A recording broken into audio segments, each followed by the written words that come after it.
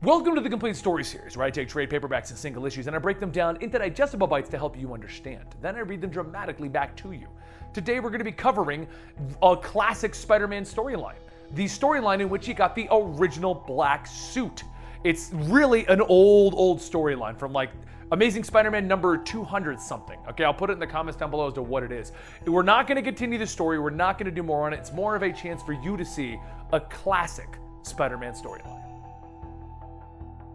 As the first print of the Daily Bugle with the headline, "Where are they? Still no word on the missing heroes," is placed on J. Jonah Jameson's desk, Robbie asks, "What do you think?" Jonah tells him, "Not bad. Headline is good, a real grabber. But this photo with all the heroes in it is too artsy.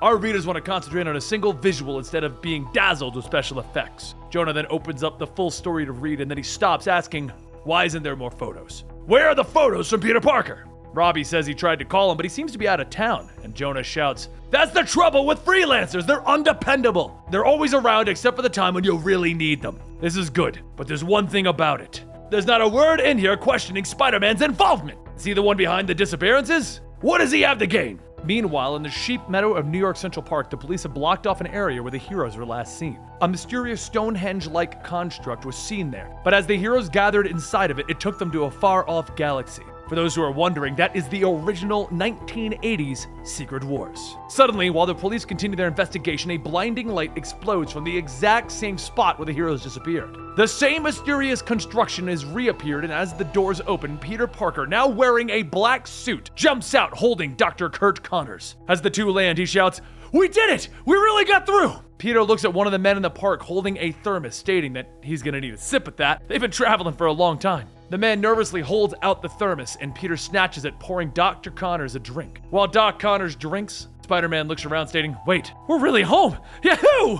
He jumps around the park, bouncing off the police cars, and as he lands, one of the officers asks, "Who are you?" Spider-Man tells him, "Me? I'm Spider-Man! I'm glad to know you." He tries to give the officer a kiss on the nose, but the other officer reaches for his gun, shouting to cut the comedy act, wise guy. "We've seen Spider-Man and you ain't him!" As the officer pulls his gun out, Peter webs it up, telling him, "I don't want that to accidentally go off and hurt someone." Seconds later, there's another light that shines from the mysterious device, and with it, the rest of the Avengers walk out. As everyone runs over asking what is going on, Spider-Man pulls Doc Connors away, telling them, "Quick, we have to get out of here before the shutterbugs start taking pictures." He jumps up into the trees with Doc Connors, and he asks, "Aren't you going to tell everyone what just happened?"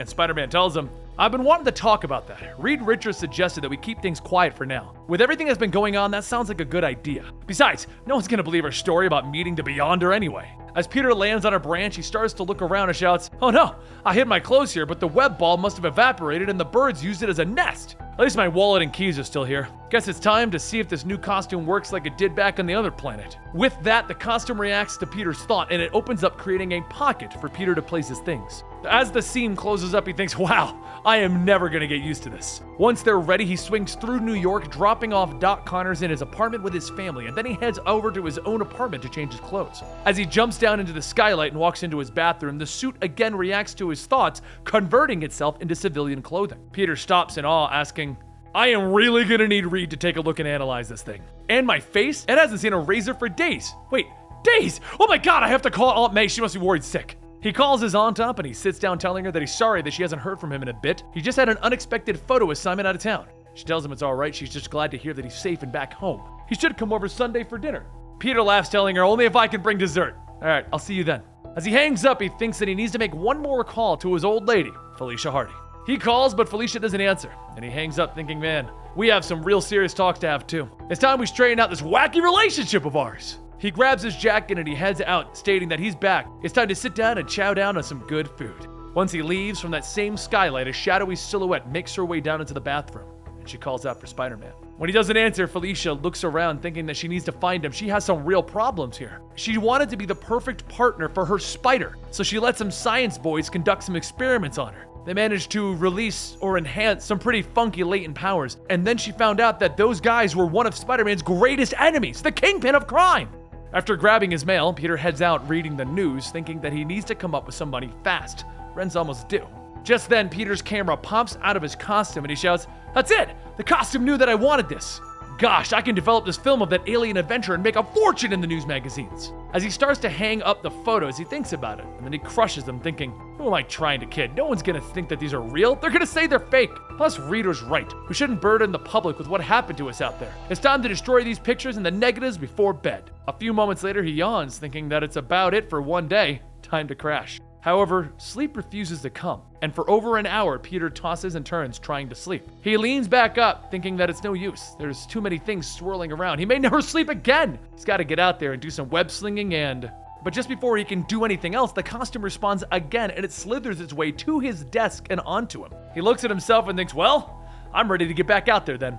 He swings around the city, telling himself, yep, this is exactly what I needed. And just then he spots a mugger trying to rob a man on the streets. The mugger grabs the man, shouting, give me your wallet, Mac! And just as the man lifts the briefcase to try and hit the mugger notices Peter hanging right behind the man. The mugger turns and screams as he runs away, but as the man turns back, Peter tells him that he's safe now. But he might not want to walk around this late at night alone. The man stares for a moment and then turns and runs away screaming as well. Peter swings off, stating that it must be the new costume, but he's feeling too good to worry about that. He continues his patrol until he suddenly hears a couple fighting down one of the alleyways. The man, Justin, yells to his girlfriend, Wheezy, to just shut up already. If she won't close her mouth, then he will. Peter swings down, grabbing the two of them, separating them, stating, slow down, champ. Didn't your mother ever tell you that a gentleman don't slug a woman? What are you fighting about anyway? Wheezy then says it is all Justin's fault. He promised to take her to a concert tonight and then backed out at the last minute. It was her favorite group too, Burnt Toast. Justin shouts that it isn't his fault that they sold out. Besides, that group is pretty lame-o anyway. As the group gets back into it, Peter yells that is enough. Take a breather, kids. It's stupid of you to be fighting when you have so much going for you. Justin asks, oh yeah? Like what? Take a look at the neighborhood, mister. We live here and it stinks. We got nothing going for us. Peter grabs the two of them by the arms, throwing them over his shoulder, stating, normally I debate with my fists, but today I'm going to try something different. He swings back with both Justin and Wheezy, landing on a building, showing the two of them that he wants them to get a bird's eye view of their city. Feel that cold night air. Doesn't it make you glad to be alive? Justin scoots back to the ledge, stating that, if he says so, can we go now? And Wheezy tells him not yet, she's really taking in the view. Peter points around to the different people going about their lives, stating that there are some rough patches, but compared to them, some people have it way worse. This city is like a living creature. It has potential for incredible good and horrible evil. Whether you like it or not, this city is a part of us, just like we're a part of it. A short while later, Peter drops the two of them back off, and Wheezy says thanks for the ride. She knows Justin hated it, but she had a great time. You know something? You're a real nice guy, but you're awfully weird. Peter says that he guesses he is. Weirder than some, but not as weird as others. Wheezy begins to follow Justin as he runs off, stating, if that's the case, I don't want to meet the others. Peter swings off, telling himself that he's not sure if what he did was good for them or himself, but now he feels even better than ever. New York, you really know how to bring out the very best in your friendly neighborhood Spider-Man. And there you go. What do you think about classic Spider-Man? Amazing Spider-Man 200s. You realize we're on like 900 and something right now? Just think about how much time has passed when this original storyline came out, when the original black suit showed up. Isn't it awesome? Anyway, guys, I hope you enjoyed, and don't forget to subscribe to the channel to get yourself some more content right here at Comicstorian. We do everything from explaining your favorite stuff within your universes, talk about the movies, the TV shows. We even do things like tell you about the collectibles that came out, and as always, give you complete stories. Thank you for your time, and I'll see you next week, or tomorrow, or whenever you watch another video. If you go to like the recommended and the next one's me, then you're gonna watch me again in a minute. But I might be a different time period. Like, if you see me for 5 years ago, tell me not to eat that hot pepper. It didn't work out well. Okay, thanks.